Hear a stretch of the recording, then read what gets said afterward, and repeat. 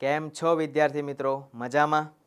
આજનો જે ટોપિક છે એ ખૂબ જ અગત્યનો છે અને ઇન્ટરેસ્ટિંગ પણ છે, જે છે ઘરેલું પરિપથ. શું તમને ખબર છે કે તમારા ઘરોમાં વીજળી ક્યાંથી આવે છે, કઈ રીતે આવે છે? આ તમામ પ્રકારના જે પ્રશ્નો છે એના જવાબ આપણે આ વિડીયોમાં મેળવવાના છે, જેથી કરી તમારે આ વિડીયોને અંત સુધી જોવાનો છે. તો ચાલો શરૂઆત કરીએ આપણે ઘરેલું વિદ્યુત પરિપથ.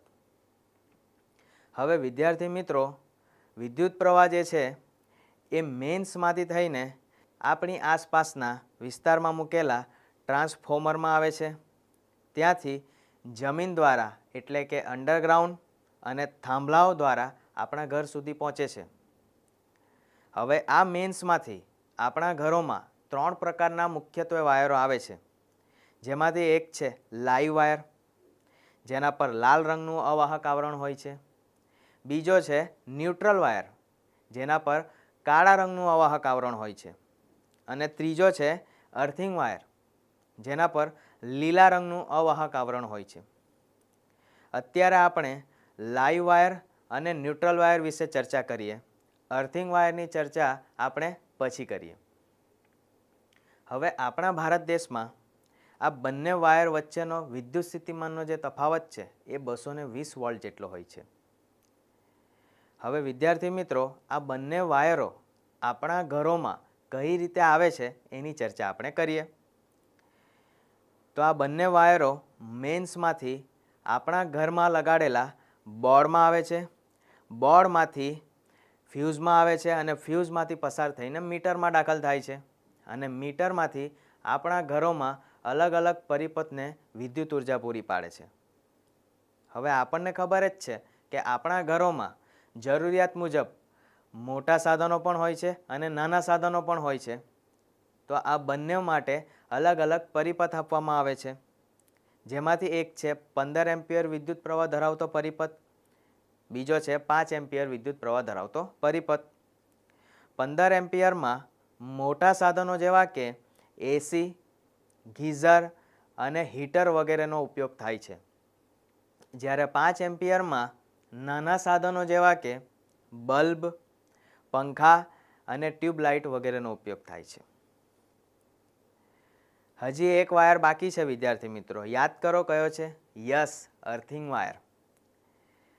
હવે અર્થિંગ વાયરનું કાર્ય શું, કઈ રીતે ઉપયોગમાં આવે છે એની ચર્ચા આપણે કરીએ. તમે જોયું હશે કે તમારા ઘરની નજીક ઊંડા ખાડામાં ધાતુની પ્લેટ સાથે એક વાયર જોડવામાં આવે છે. એ વાયર બીજું કોઈ નથી, અર્થિંગ વાયર છે.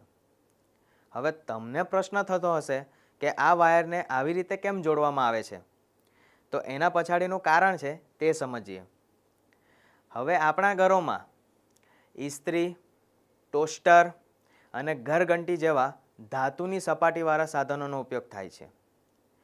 હવે થાય શું કે આ સાધનોમાં કોઈ કારણોસર પ્રવાહનું લીકેજ થાય તો પ્રવાહ આ ધાતુની સપાટી ઉપર આવે છે અને આપણે એના ઉપયોગ સંદર્ભે આ સાધનોને સ્પર્શ કરીએ તો આપણને શોક લાગે છે. તો વિદ્યાર્થી મિત્રો, આ શોકથી બચવા માટે આ વાયરને સાધનોની ધાતુની સપાટી સાથે અર્થિંગ દ્વારા સીધો જમીનમાં મોકલવામાં આવે છે, જેથી આપણને શોક લાગતો નથી. અહીં સામાન્ય ઘરેલું વિદ્યુત પરિપથ દર્શાવેલ છે. આ પરિપથમાં અલગ અલગ ઉપકરણોને લાઈવ અને ન્યુટ્રલ વાયરોની વચ્ચે જોડવામાં આવે છે અને આ ઉપકરણોને અલગ અલગ સ્વિચ આપવામાં આવે છે, જેથી કરી આપણે ઈચ્છા અનુસાર એમાંથી વિદ્યુત પ્રવાહ પસાર કરી શકીએ. હવે આ ઉપકરણોને સમાન માત્રામાં વિદ્યુત સ્થિતિમાન મળે તે માટે આ ઉપકરણોને એકબીજા સાથે સમાંતર જોડવામાં આવે છે. તો આ હતું ઘરેલું વિદ્યુત પરિપથ. આઈ હોપ કે તમને ઘરેલું પરિપથને લગતા તમામ પ્રકારના જે ડાઉટ છે તે ક્લિયર થઈ ગયા હશે. તો ચાલો વિદ્યાર્થી મિત્રો, આ વિડીયોમાં બસ આટલું જ હતું. આવા નવા ટોપિક સાથે આપણે આવતા વિડીયોમાં મળીશું.